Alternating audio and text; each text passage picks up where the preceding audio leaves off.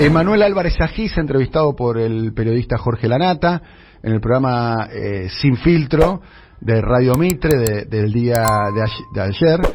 Álvarez Agis respaldando fuertemente el acuerdo de la Argentina con el Fondo Monetario Internacional. Y es más, hizo una comparación que generó o abrió una polémica, porque sostuvo Emanuel Álvarez Agis que este acuerdo incluso es mejor que el acuerdo llevado adelante por Néstor Kirchner, digamos, que tiene situaciones más beneficiosas y que es un buen acuerdo por varias razones. Podemos escucharlo a Emanuel Álvarez Agis. Y Emanuel Álvarez Agis, hemos hablado con él varias veces y nos comenta que está a favor del acuerdo. Básicamente yo creo que dos cosas. Primero, que yo creo que el fondo ha hecho una especie de mea culpa, porque es la primera vez que vemos un acuerdo donde Argentina devuelve la deuda en un periodo largo, en este caso son 12 años, y a cambio de eso el fondo no te está pidiendo las típicas reformas estructurales, la reforma laboral, la reforma previsional que usualmente pide, sino que te está pidiendo una reducción del déficit fiscal.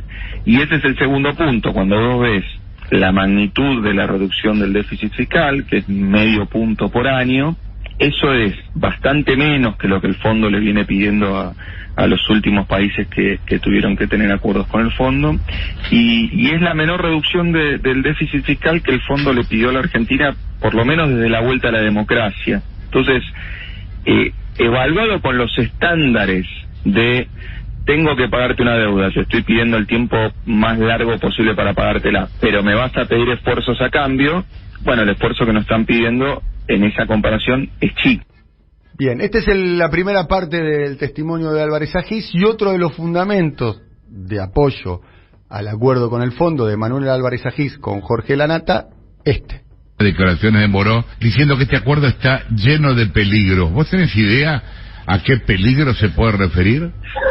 La verdad que no, porque primero, si el acuerdo va en las líneas que mostró el presidente y mostró el ministro, no veo que tenga peligros. Ahora, si Moró conoce alguna cosa oculta que de la cual la sociedad y los analistas no estamos al tanto, bueno, ese es otro punto. A mí me parece que peligrosa era la situación con la cual Argentina llegó al acuerdo, porque la verdad que las reservas del Banco Central llegaron en niveles muy bajos.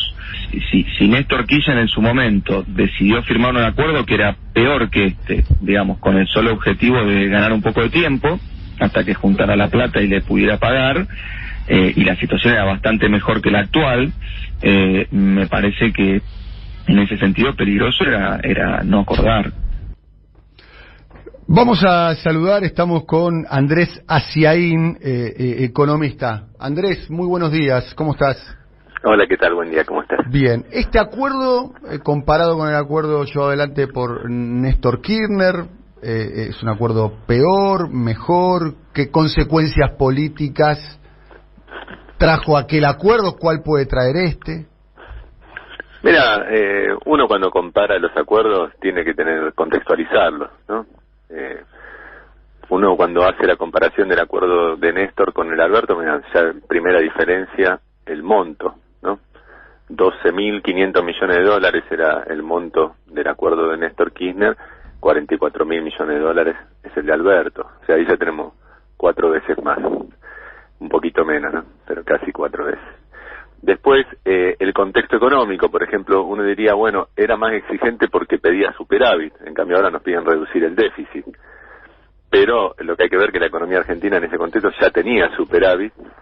En 2003, cuando se firma el acuerdo, el superávit era de 2,5 puntos del PBI, y se prometía en el acuerdo pasarlo a 3, aumentar medio punto en la mejora de las cuentas fiscales, similar a igual que lo que firmó Guzmán, pero Guzmán firmó primeros lineamientos que se conocen del acuerdo, comunicó que el déficit iba a bajar de menos 3 puntos del PBI a 2,5 puntos del PBI, o sea, también una reducción igual del déficit que la que firmó Néstor, pero en un contexto de una economía que tiene déficit y que lo reduce, en la otra era una economía que tiene superávit y que lo fortalece. Entonces, Eso, por ejemplo, en el tema de la emisión monetaria para financiar el Tesoro, mientras ahora se propone una baja fuerte de la emisión monetaria para financiar el gobierno, en la época de Néstor ni se menciona ese punto porque había superávit fiscal, entonces no había financiamiento del Banco Central al gobierno, ¿no? Para poner algunos ejemplos. Después, la meta de reservas que fija Guzmán es más exigente que la de Néstor, porque, bueno, dice que va el primer año tener un superávit de 5.000 millones de dólares.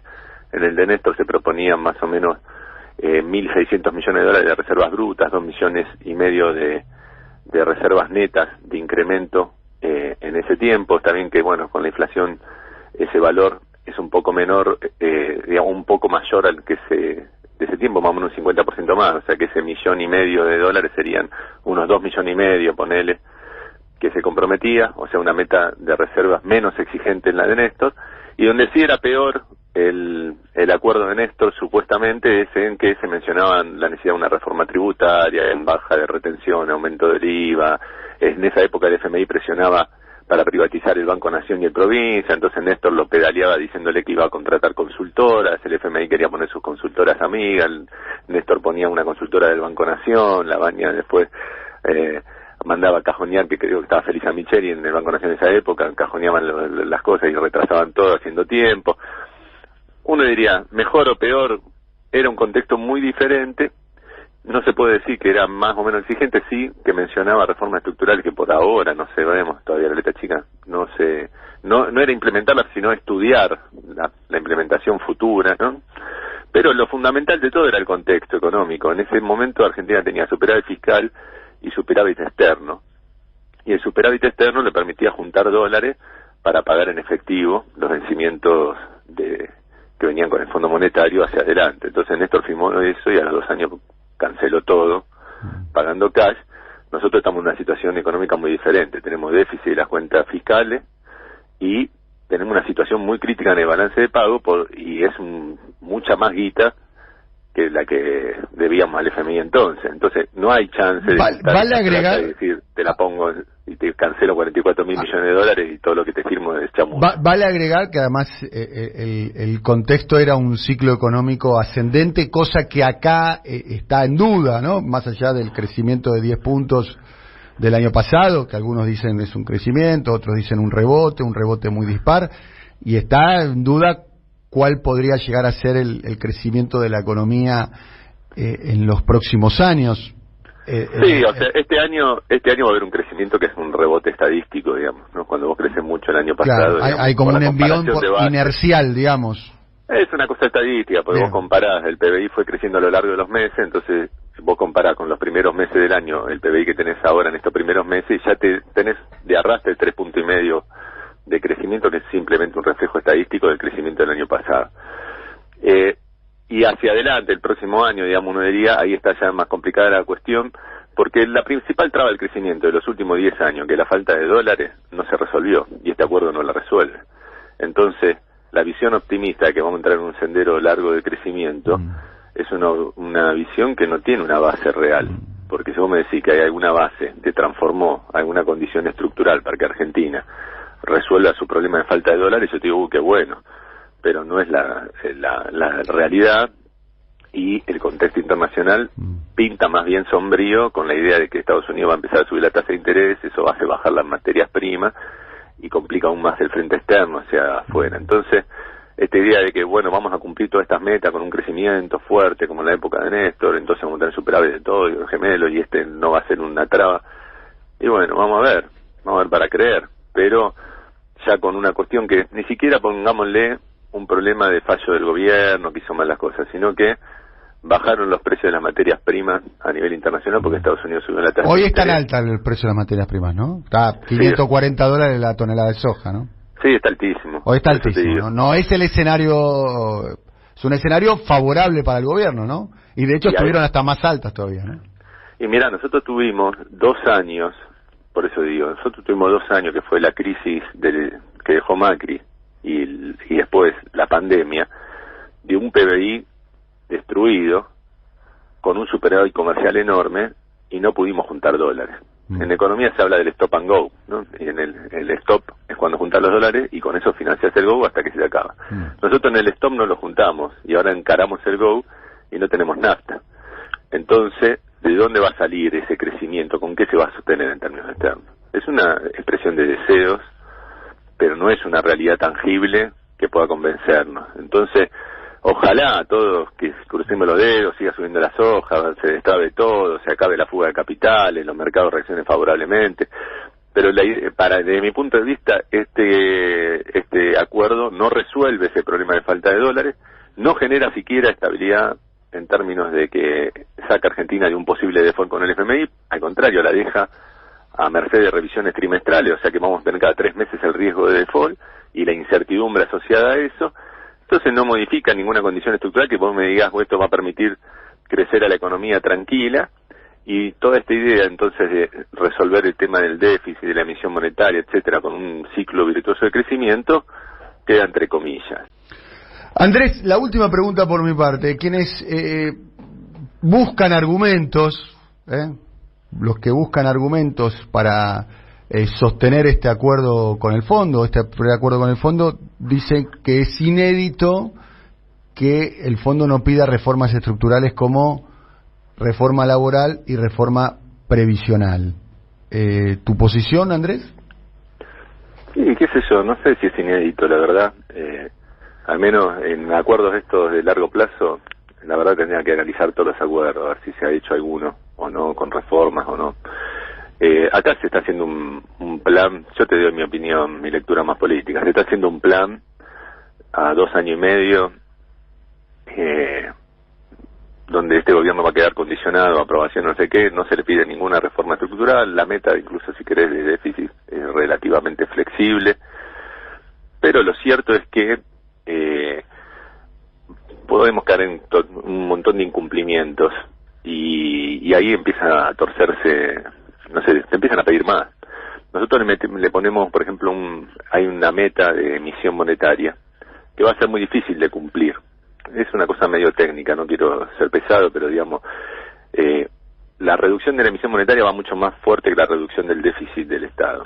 Y para eso el Estado tiene que financiar todo eso en bonos en el mercado interno. Bueno, yo tengo serias dudas de que tenga la capacidad de colocar semejante cantidad de bonos en el mercado interno y que esa meta de emisión monetaria no se transforme después en una obligación de tener un déficit fiscal muy menor al pactado, ¿no? Por una cuestión de que te limitan la forma de financiarlo y después no tenés forma, o incumplís la meta de emisión o sobrecumplís la de déficit. Por darte un ejemplo, ¿no? Ya antes te di el ejemplo de qué pasa si bajan las materias primas. Bueno, cualquier cosa que pase vos ya empezás a incumplir y ahí te empiezan a pedir más. Y este acuerdo, digamos, tal cual está, deja esta zozobra al gobierno de Frente de Todos durante estos 2 años con pautas trimestrales, donde nos van a tener a tiro, digamos, o sea, el poder de veto de la política económica argentina no va a estar en la Argentina, va a estar en sectores incluso enemigos del Frente de Todos, o enemigos, o que no nos ven con buenos ojos a nivel internacional, no Estados Unidos, te quiero decir, geopolíticamente prefiera cambiemos. Y nos van a tener a tiro. Ponele que nosotros, aún así, con una mala economía, porque por la incertidumbre que genera este tipo de acuerdos, no sé qué, logramos que se mantenga. Ahí le dejamos 3 años despejados a Larreta, que... ¿Por qué Larreta? Sí, porque con este programa económico, en el marco de incertidumbre cambiaria, así como nos dejan, yo creo que vamos a perder las elecciones de taquito, digamos.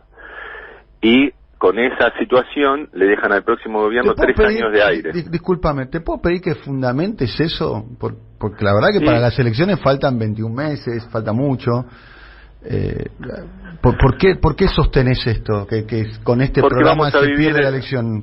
Porque vamos a vivir en una permanente tensión, en términos de inestabilidad cambiaria, vamos a vivir en una permanente tensión sobre si cumplimos o no las metas, donde la política económica va a girar todo el tiempo en que fue Guzmán, fue el otro a Estados Unidos, fue el presidente a hablar con tal, para que nos acepten el guay, no sé cuándo, no sé qué, que la meta de emisión no se cumple, que hay que reducir un poco más el gasto, porque la meta de... Ese manejo de la política económica, perdimos la elección sin eso, ¿cómo la vamos a ganar? Yo no la veo. Perdón, Andrés, el respaldo explícito de la Asociación Empresaria Argentina, de la Asociación de Bancos, de la Asociación de Bancos Extranjeros, o sea, el respaldo específico del establishment. De Juntos por el Cambio también, ¿no? De Juntos por el Cambio. La CGT. Bueno, está bien, pero digo, el apoyo al oficialismo de los factores fácticos de poder, no es un escalón para ilusionarse con... No estoy hablando en beneficio de las mayorías populares, estoy hablando en términos de reelección, que vos lo planteaste así. No es un factor que puede... Si pusieran la guita, sí, eso van a traer los miles de millones de dólares que se necesitan para estabilizar el mercado de cambio y que la economía crezca. No la van a traer. Entonces, que te apoyan, te felicitan, te dan palmada, pero a la hora de que se va el dólar a la mierda, que hay presiones, eso a ver, voy a profundizar la pregunta de Adrián, que me parece una pregunta muy buena. Parece irónica, pero para mí no lo es, quiero aclarar, porque Adrián maneja eso. Bueno, fue un poquito y un poquito, pone. Un poquito irónico, diciendo, pero mirá que lo está apoyando todo el Círculo Rojo, el estable. Daniel, la última porque tengo una presentación de Paso a Paso el Chivo, de el informe mensual del Centro de Estudios de Calabrino Ortiz, vamos a estar con Sergio Chautas, ahora a las 10, por el canal de YouTube y del CESO, así que la última te tengo que dejar. La última. Puede que haya un sector del poder económico, del estable, del Círculo Rojo, pon el nombre que quieran, diciendo, a ver, esta versión de gobierno me garantiza control social y la aplicación del programa que yo estoy del cual yo comparto. Para decir una manera, lo que decía Guillermo Calvo ya allá por el 2018-2019, para lo que viene, para el ajuste que viene, nada mejor que esta versión del peronismo. Sí, pero eso no te hacen ganar elecciones. Todo bien, que nos apoye la sociedad rural, todas las cámaras empresarias, el Fondo Monetario, pero lo que te tiene que gustar es el pueblo argentino. Entonces, ahí yo la veo difícil que logremos. Mira, ya este año va a ser básicamente un rebote estadístico. El año que viene vamos a estar muy jugados para crecer, porque las reservas van a estar al límite y vamos a tener el tironeo del FMI desde afuera, que yo creo que nos van a boicotear. Entonces, en ese contexto, a los que te tienen que votar, digamos, te van a votar si les crece el bolsillo, crece el consumo interno, si la economía se expande. Ahí ponele que se olvidan de si son nacionalistas o no. Bueno, seremos una colonia, pero por lo menos me compré un televisor al estilo Menem.